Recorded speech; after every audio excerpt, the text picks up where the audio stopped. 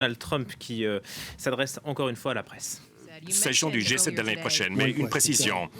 En début de journée, ensuite je passerai à ma question. Vous avez parlé de la Chine. Qu'est-ce que la Chine vous a dit précisément? Et s'agissant du prochain G7, vous avez parlé notamment de Miami, de Doral comme étant le site du G7 de l'année prochaine. Quelle garantie pouvez-vous nous donner au peuple américain que vous ne cherchez pas à profiter de votre présidence? Eh bien, je vous dirai la chose suivante. Je dois vous dire que s'agissant de mes pertes et des occasions manquées, moi, j'ai dû perdre à hauteur de 3 à 5 milliards de dollars depuis que je suis président. Et la seule chose qui m'intéresse, c'est mon pays, car dans le contraire, je ne l'aurais pas fait. Les gens me demandent souvent qu'est-ce que cela vous coûte au niveau des occasions ratées, parce que dans le temps, je donnais des discours, des conférences tout le temps. Et qu'est-ce que cela me rapporte? Ça ne me rapporte rien. Et en fait, je ne veux plus le faire parce que les accords que je conclus sont excellents pour le pays et ça, c'est ce qui compte par-dessus tout.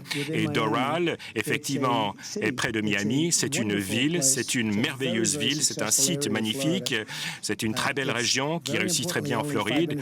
Et ce qui est très important, c'est qu'à 5 minutes de l'aéroport de Miami, il y a un grand aéroport international, l'un des plus grands du monde, et toutes ces personnes y arriveront avec leurs collaborateurs et c'est très bien arrangé. Et mes collaborateurs ont examiné une douzaine de sites, mais certains sites étaient à 2 à 4 heures des aéroports, certains étaient extrêmement distants, et donc ils n'ont pas pu faire ceci ou cela, mais grâce à Doral, nous avons un ensemble de bâtiments magnifiques, il y a des bungalows, et on peut y accueillir 50 à 70 personnes, des chambres très luxueuses avec des très belles vues, il y a des salles de conférences, il y a des restaurants. C'est tout à fait naturel. En fait, on n'aura pas besoin de faire tout ce travail en amont, tel qu'ils l'ont fait ici, mais ils ont fait du très bon travail ici. Et par-dessus tout, c'est Miami. Il y a une très grande superficie, s'agissant de la logistique. Il y a les salles de bal qui sont parmi les plus belles de Floride, parmi les plus grandes. C'est tout nouveau, c'est tout neuf. Et mes collaborateurs le souhaitaient. Et s'agissant de mon cas, moi, je ne vais pas gagner d'argent. Moi, je ne veux pas gagner d'argent. Ça ne m'intéresse pas. Je ne veux pas gagner d'argent. Je ne me préoccupe pas de 3 à 5 milliards de dollars. À un moment donné, j'en ferai la ventilation, le compte. Mais c'est un endroit formidable. Le fait de l'organiser à Miami, c'est une chose formidable, tout à fait merveilleuse. Le fait de l'organiser dans ce site précis, tel qu'il est constitué, chaque pays pourra disposer de sa propre villa, de son propre bungalow. Et comme je l'ai dit, les bungalows ont beaucoup d'appartements. Je crois que ça va très bien se passer. Lorsque mes collaborateurs sont revenus, ils ont fait différentes visites à divers endroits. Je ne dirai pas tous les endroits qu'ils ont visités, je vous donnerai un compte-rendu. Ils ont fait des visites dans tout le pays. Ils sont revenus, ils m'ont dit c'est là qu'on veut être. Il y a les militaires qui participent, il y a les services secrets qui font le travail de préparation. Il y a des gens qui comprennent très bien ce que cela nécessite. Et je ne suis pas important. Ce qui compte, c'est trouver l'endroit idoine. Jonathan. Merci, Monsieur le Président. Le président Macron a dit qu'il souhaite voir des discussions entre vous et le président Rouhani d'ici quelques semaines. Est-ce que cela vous paraît réaliste? Je ne connais pas ce monsieur. Je le connais un peu après l'avoir observé depuis quelques années, mais je dois vous dire qu'il s'agit d'un excellent négociateur, mais je crois qu'il va souhaiter me rencontrer. Je crois que l'Iran souhaite régler cette situation, que ce soit basé sur les faits ou sur les dettes, mais il souhaite normaliser, régulariser cette situation. Ils souffrent beaucoup, comme vous le savez. Ils ont une inflation galopante. Vous avez fourni des reportages. Leur inflation est terrible. Leur économie s'écroule. Tout va très mal chez eux. Je ne souhaite pas que cela leur arrive. Ce sont des gens extraordinaires, mais tout simplement, ils ne peuvent pas se doter de l'arme nucléaire. Je pense qu'effectivement, il y a de très bonnes chances que nous nous rencontrions. Jeff. Merci, Monsieur le Président. Une autre question qui reprend l'intervention du président Macron. Peut-être y aura-t-il des besoins de dédommager l'Iran compte tenu de toutes les critiques que vous avez portées contre le JCPOA et l'argent qu'ils ont reçu. Est-ce que vous serez ouvert à l'idée que l'Iran reçoive une somme? Non, ce dont il parle, c'est le fait qu'ils sont à court d'argent et qu'ils ont besoin d'une ligne de crédit à court terme ou d'un prêt. Non, nous n'allons pas payer, mais ils auront peut-être besoin d'argent pour surmonter une passe très difficile. Et bien sûr, cet argent sera garanti par le pétrole, ce qui est une excellente garantie. Et bien sûr, ils ont beaucoup de pétrole, donc il s'agira d'un accord garanti. On parle notamment d'une ligne de crédit, d'une facilitation provenant des États-Unis. Cela proviendrait d'un ensemble de pays, de beaucoup de pays. Et bien sûr, cela reviendrait. Il y aurait une date d'expiration, ce serait remboursé immédiatement, très vite. Oui, je vous en prie. Merci, Monsieur le Président. Je travaille pour Asahi Shimbun au Japon. Oui, votre Premier ministre, je viens de le quitter, c'est un homme extraordinaire. À présent, les États-Unis et le Japon ont conclu un accord de principe, et il s'agit d'un excellent accord commercial pour les États-Unis et pour le Japon. Envisagez-vous toujours d'invoquer la section 232 s'agissant des importations du Japon au motif de la sécurité nationale? Non, pas à l'heure actuelle. C'est une des raisons pour lesquelles nous avons conclu cet accord. Pas actuellement. C'est quelque chose que je pourrais faire plus tard, mais cela ne nous concerne pas actuellement. Nous voulons tout simplement être traités de manière équitable. Vous savez que le Japon a eu un excellent commercial énorme avec les États-Unis depuis de nombreuses années. Et je dois vous dire que nous sommes en train de transformer notre pays. Nous avons cette situation horrible, sotte, bête, idiote, si vous souhaitez utiliser ces termes qui est très descriptif. Nous utilisons ces accords commerciaux qui sont extrêmement nuisibles et nous les transformons en accords extrêmement solides. Et cela est en train de transformer notre pays. Cela va transformer les choses, changer la donne. Et c'est tout à fait passionnant pour notre pays. C'est tout à fait formidable. Je vous en prie. Merci, Monsieur le Président. Ce n'est pas à vous que j'ai donné la parole, c'était à la dame qui est derrière vous. Vous me posez des questions toute la sainte journée. Merci, Monsieur le Président. Et ne me dites pas que je ne vous donne pas d'accès. Merci, Monsieur le Président. PBS News. Pourquoi pensez-vous qu'il est approprié d'inviter la Russie au G7 alors qu'ils se sont mêlés de nos élections en 2016? Ça pourrait être mauvais pour vous politiquement parce que ça pourrait se passer juste avant les élections de 2020. Cela m'est indifférent sur le plan politique. Je me suis présenté à une élection et je l'ai gagnée. Je suis devenu président. Il y aura une autre élection. Je crois que je suis en train de gagner sur la base des sondages que je constate que je gagne ou non. Il faut que je fasse ce qui est nécessaire. Ce n'est pas politique. Est-ce que c'est positif? Peut-être pas. Je ne sais pas. Beaucoup de gens intelligents disent que le fait d'avoir la Russie, qui est une puissance, le fait qu'il soit avec nous dans la pièce plutôt que hors de la pièce, ce serait préférable. En fait, il y avait beaucoup de participants du G7 qui partageaient ce point de vue. Nous en avons parlé. Moi, je pense que oui, il devrait y participer. Bon,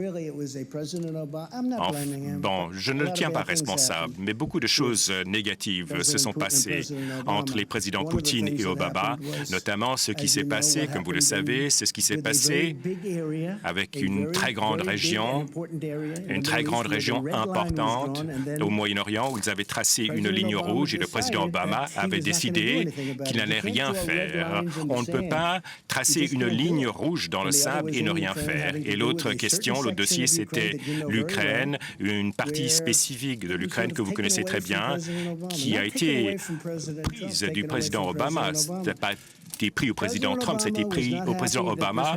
Le président Obama était mécontent, c'était très embarrassant, très gênant pour lui, n'est-ce pas?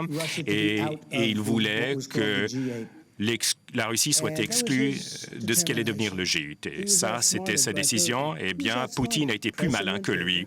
Tout simplement, le président Poutine a été plus malin que le président Obama. Et je peux comprendre les sentiments du président Obama. Il n'était pas content. Bon, il l'a fait pour une raison. Bien, cela dit, moi, je ne m'intéresse qu'au monde. Je ne m'intéresse qu'à mon pays par rapport au G7, qu'il s'agisse du G7 ou du G8. Je pense qu'il serait préférable d'avoir la Russie à l'intérieur de la tente qu'à l'extérieur de la tente. Est-ce que c'est politiquement populaire que je dise? Peut-être que non. Je crois que beaucoup de gens, en fait, seraient d'accord avec moi. Peut-être que non, mais je ne fais rien pour des motifs politiques. Peut-être cela vous fait-il sourire. La politique ne m'intéresse pas. Je cherche à faire ce qui est juste et les gens apprécient mon travail. Je ne cherche à faire que ce qui est juste. Si je suivais uniquement un plan politique, je procéderais des sondages, je dirais non, il ne faut pas que la Russie en fasse partie. Mais je pense que c'est positif pour la sécurité du monde, c'est bon pour l'économie mondiale. Et ils sont en train de construire ce gazoduc en Europe qui va en Allemagne. Et je dis à Angela, j'ai une très bonne relation avec elle. Je lui dis, vous payez des milliards de dollars à la Russie et c'est nous qui vous défendons contre la Russie. Pourquoi? Mais est-ce que vous avez dit que la Russie a été plus maligne que le président Obama et la raison pour laquelle la Russie était expulsée, c'est parce que clairement ils avaient annexé la Crimée? Pourquoi ça a été annexé pendant la présidence d'Obama? Ça a été annexé durant la présidence Obama. Si ça avait été annexé pendant mon mandat, j'aurais dit « Désolé, les amis, j'ai fait une erreur, désolé ». Mais le président Obama aidait l'Ukraine. La Crimée a été annexée pendant sa présidence. Bien, c'est une très grande région, importante. La Russie y a positionné ses sous-marins. C'est là que les sous-marins accostent. Ils sont très puissants, peut-être pas aussi grands et puissants que les nôtres, mais ils y avaient leurs sous-marins. Et le président Obama a tout simplement été dupé. Et bien sûr, ils ont pris la Crimée pendant son mandat. Ce n'était pas une bonne chose. Ils auraient pu l'arrêter. Ils auraient pu l'empêcher, mais le président Obama n'a pas pu l'arrêter, l'empêcher, et c'est dommage.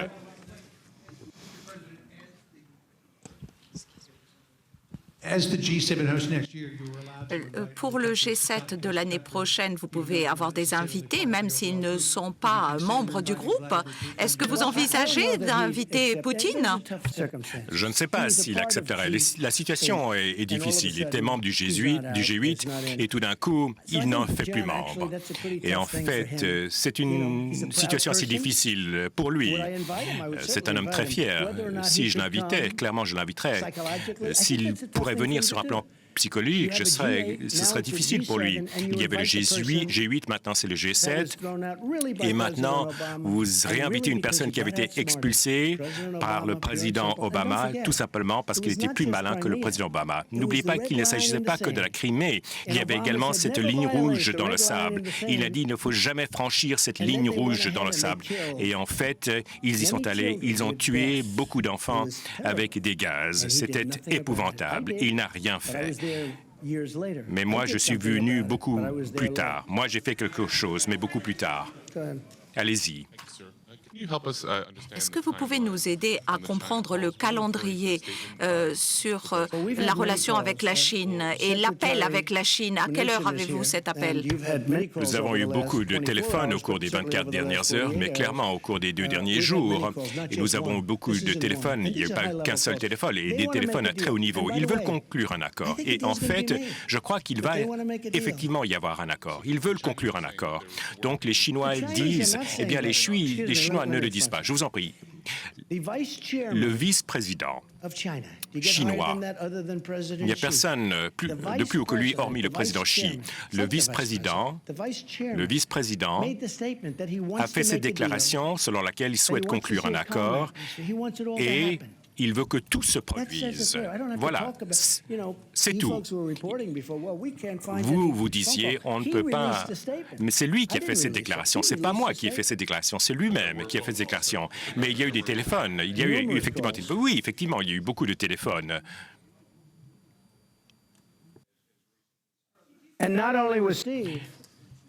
Non seulement avec Steve, avec d'autres responsables. Il faut comprendre, la Chine veut conclure un accord. Qu'il y ait un accord ou non, il faut que ce soit un excellent accord pour nous. Et cela, je l'ai dit au président Xi. Je le respecte beaucoup, j'ai beaucoup de sympathie pour lui. C'est un homme qui a beaucoup de poigne, j'ai beaucoup de respect pour le président Xi, c'est un homme extraordinaire à de nombreux écarts, mais je lui dis très fermement, écoutez, vous commencez à ce niveau-là, à ce niveau élevé, et vous gagnez 500 milliards de dollars par année et vous volez notre propriété intellectuelle. Nous sommes au plancher, en fait, en dessous du plancher. Accordez-nous un accord 50-50. Il faut qu'il s'agisse d'un accord qui soit meilleur pour nous. Et s'il n'est pas meilleur, eh bien, on ne va plus traiter en affaires. Moi, je ne souhaite plus traiter en affaires. Oubliez les taxes douanières. Nous gagnons beaucoup d'argent. Non, moi, je ne veux pas faire d'affaires. Bien. Lorsque moi, j'augmente et que lui, il augmente, eh bien, il y a cette surenchère, on ne pourra plus jamais se rattraper. Il faut équilibrer notre relation commerciale, au moins dans une certaine mesure. Et eux, ils n'étaient pas prêts à le faire. Donc, il n'y aura pas d'accord. Mais il faut que cela se produise. Il faut qu'il y ait un accord. Et s'agissant de ces coups de téléphone, le secrétaire au Trésor et d'autres responsables font des appels. Il y a eu beaucoup d'appels. La Chine souhaite un accord et, si possible, nous aurons un accord. Je vous en prie. Monsieur le Président, j'aimerais vous poser des questions sur votre stratégie chinoise. Le président Macron a parlé d'instabilité et des inquiétudes sur le marché à propos de ces instabilités. Et vous parlez de l'instabilité économique sur le plan mondial, c'est ça ? Mais le problème, c'est ces changements de position de votre part et ces déclarations contradictoires. Désolé, mais c'est comme ça que je négocie. Oui, mais votre stratégie, un jour vous dites le président Xi est votre ennemi et le lendemain vous dites c'est un type très bien. Mais c'est comme ça que je négocie et ça a bien marché pour moi et ce sera bien pour notre pays. Et je suis convaincue. Voilà, la situation est la suivante. Les gens me disent, concluez un accord, il faut conclure un accord. Vous n'avez pas la force dans les tripes, vous n'avez pas cette sagacité. Eh bien, en fait, vous ne pouvez pas continuer comme cela. Votre pays se fait prendre 500 milliards de dollars, pas des millions, non des 500 milliards chaque année. 500 milliards de dollars. On ne peut pas permettre cela de continuer. Quelqu'un devait le faire. Ça aurait dû être fait par le président Obama. Cela aurait dû être fait par Joe Biden. Cela aurait dû être fait par d'autres personnes, par Bush. Cela aurait dû être fait par les deux Bush. Cela aurait dû être fait. Et c'est moi qui le fais. S'agissant de la Corée du Nord, on aurait dû le faire il y a très longtemps. Et c'est moi qui le fais. Moi, je fais beaucoup de choses que je ne devrais pas être en train de faire. Je vous en prie. Je vous en prie. Beth Rigby, Sky News. President Trump. Sky News.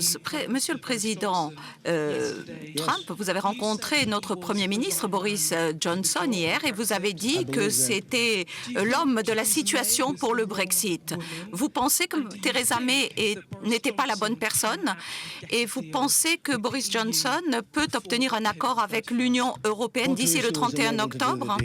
Effectivement, Theresa n'a pas pu conclure cet accord. Je lui ai communiqué mes idées par rapport à l'accord tout de suite. Vous savez quelles étaient mes idées. Elle a choisi sa propre voie. Comme vous le savez, cela n'a pas très bien marché. Je crois qu'elle est une personne de qualité. C'est une femme de très haut niveau. Mais je crois que Boris Johnson sera un excellent Premier ministre.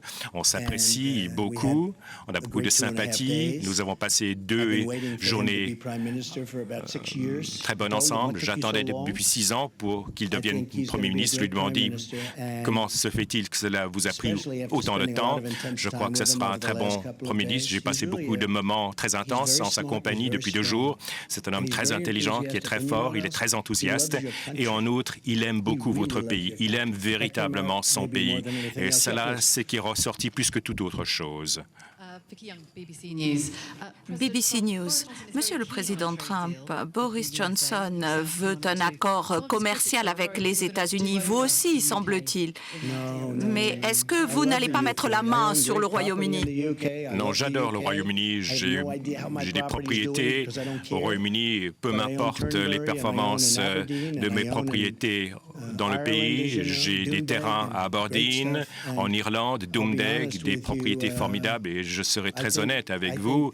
Je crois que tout simplement, il va faire du très bon travail en tant que Premier ministre.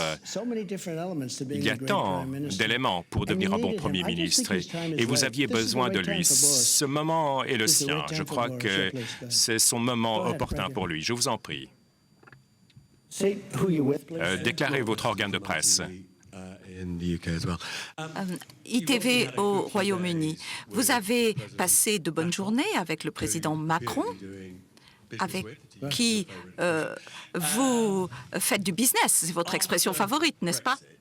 Après le Brexit, quelle sera votre relation privilégiée? Le président Macron, la France et le Royaume-Uni ou Boris Johnson et le Royaume-Uni? Écoutez, la France, c'est un très grand pays. La France et beaucoup de choses se passent. Il fait des choses difficiles. Il est en train de changer les choses. C'est une chose très difficile à faire. Je ne vais pas entrer dans les détails. Je vais lui permettre de promouvoir ses idées. Et beaucoup de gens sont d'accord avec ses idées, mais c'est une chose très difficile. C'est un très grand citoyen français. Il aime son pays, mais il y a beaucoup de choses qui vont changer. Peut-être faut-il faire les choses telles qu'il les voit. Je crois qu'il va faire du très bon travail, mais sa situation est très difficile. Je sais à quel point cette situation est difficile. Et personne, ce n'est facile pour personne. Je crois qu'il fait du très bon travail. Pour Boris, la situation est différente. Sa situation n'est pas la même. Boris cherche à réussir le Brexit. C'est très difficile. Il traite avec l'Union européenne. L'Union européenne, c'est un groupement très fort. Ils ont leurs propres idées. Et il n'est pas facile de traiter avec l'Union européenne. Je dois vous dire, nous sommes sur le point de conclure un accord avec l'Union européenne. Nous avons un très bon accord avec le Japon.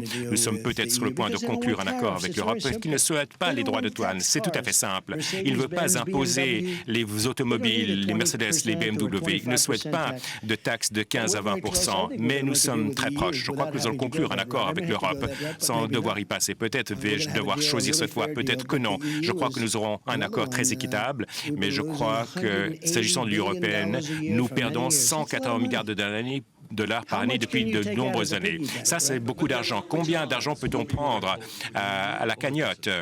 Mais quelle alliance sera la plus importante, l'Union européenne ou le Royaume-Uni? Je ne saurais le dire. Je crois que... Écoutez, nous, au début, c'était l'Angleterre.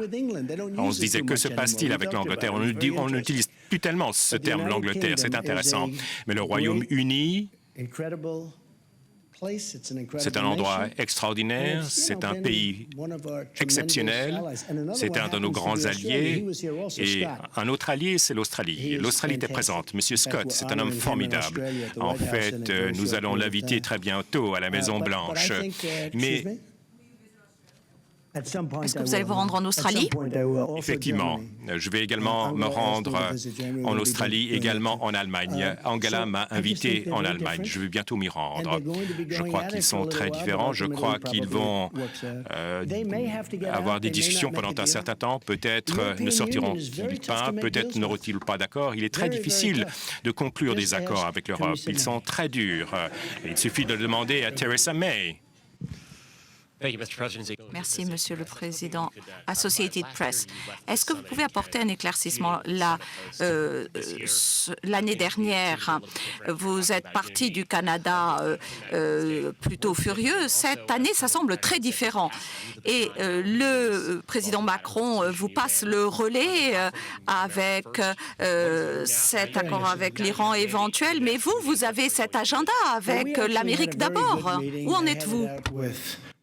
En fait, nous avons eu une très bonne rencontre. Effectivement, j'ai eu quelques disputes avec plusieurs personnes avec lesquelles nous étions en désaccord, mais c'était une très bonne rencontre. Je dois dire que cette année, c'était supérieur en tant que discussion, en tant qu'accord. Nous avons eu de très bons accords sur de nombreux dossiers, mais les choses étaient positives aussi l'an passé. Peut-être... Et la présidence du G7, quel est votre agenda? Qu'est-ce que vous allez faire? J'espère que nous allons faire quelque chose d'extraordinaire. Nous allons capitaliser sur ce qui existe déjà. Nous allons faire du très bon travail. Nous serons très unis. Et je crois qu'il faut choisir un seul mot pour résumer cette rencontre de 7 pays très importants. C'est le mot unité. Ce qui compte par-dessus tout, c'est que nous nous sommes très, très bien entendus. Je vous en prie. Merci beaucoup, Monsieur le Président. Le groupe Shanghai Media. Vous venez de dire que le vice-président chinois a dit que la Chine est prête à résoudre cette question. C'est pas moi qui l'ai dit. Donc, est-ce que vous allez continuer à négocier de la même façon? Oui, ça c'était une réponse facile. J'ai énormément de respect pour la Chine, j'ai beaucoup de respect pour les dirigeants chinois, tout à fait.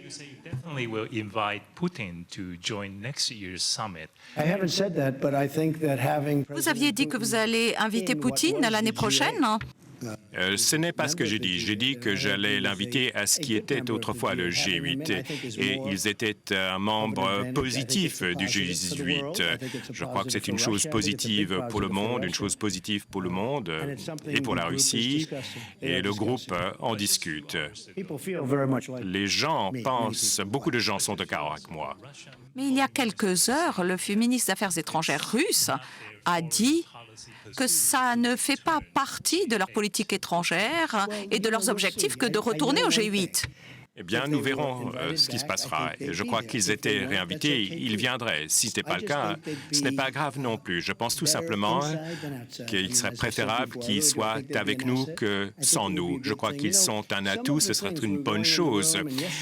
Savez-vous que hier, notamment, nous avons discuté de 4 ou 5 dossiers et en fait, s'agissant de ces 5 ou 6 dossiers, eh bien, la Russie était toujours concernée. Les gens nous disaient, mais comment se fait-il qu'ils ne soient pas parmi nous en train d'en discuter. Qu'est-ce qu'on va faire? On va rentrer chez nous, attendre un jour. Qu'est-ce qu'on va faire? On va rentrer chez nous et les appeler en fin de semaine et leur demander un point de situation. Non, il faudrait qu'ils soient avec nous. Il y avait beaucoup de dossiers dont on discutait, beaucoup de sujets. Et les choses auraient été beaucoup plus simples. Si la Russie était avec nous, on aurait pu arrêter ces choses. Si la Russie était avec nous, mais maintenant la situation est bloquée, paralysée. Et parfois les situations sont compliquées et il serait parfois préférable s'ils étaient avec nous dans la salle. Monsieur le Président, il y a eu des discussions dans ce sommet à propos du changement climatique. Je sais que par le passé, vous avez eu quelques doutes sur les bases scientifiques du changement climatique. Est-ce que vous avez toujours ce scepticisme en vous? J'estime que les États-Unis bénéficie d'une très grande richesse. Notre richesse est dans notre sous-sol et grâce à moi, cette richesse prend vie. Bientôt, en fait, c'est déjà le cas, nous exportons. Présentement, nous sommes le premier producteur d'énergie dans le monde et bientôt, ce sera indiscutable. Grâce à de nouveaux oléoducs et gazéducs qui n'ont pas été approuvés, je pourrais faire en sorte que la région danoise dans l'Alaska soit exploitable pour le pétrole et le gaz. Reagan n'a pas réussi à le faire. Ils essayent de le faire depuis Reagan. Nous sommes le premier producteur d'énergie au monde. Et bientôt, sans compétition. Nous avons énormément de richesses. Le gaz naturel liquéfié est recherché de par le monde et nous en avons plus que quiconque. Et je ne vais pas abandonner cette richesse. Je ne vais pas abandonner cette richesse sur des rêves, des éoliennes qui ne fonctionnent pas très bien. Je ne vais pas renoncer à cela. En clair, moi, je veux l'eau la plus pure du monde. Je veux l'air le plus pur du monde. Et c'est ce que nous faisons. Et moi, je suis un écologiste.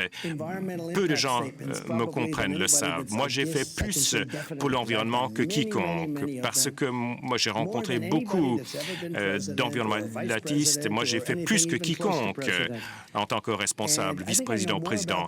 Et en fait, je crois que je connais mieux l'environnement que la plupart des gens. Je veux un air pur, je veux de l'eau pure, je veux un pays riche, je veux un pays spectaculaire spectaculaire avec des emplois, des retraites, avec tant de choses, et c'est ce que nous sommes en train de faire. Il faut être très prudent, mais en même temps, je ne vous ai pas donné la parole, en même temps, c'est très important pour moi, ils devront maintenir cet endroit extraordinaire que nous avons tous bâti. Nous allons devenir un pays beaucoup plus riche, et ça, c'est une chose positive et non négative, car grâce à cette grande richesse, nous pouvons nous occuper de personnes, de gens que nous ne pouvions pas prendre en charge dans le passé grâce à cette richesse. On ne peut pas perdre cette richesse, de l'eau pure, de l'air pur. Je vous remercie. Merci beaucoup.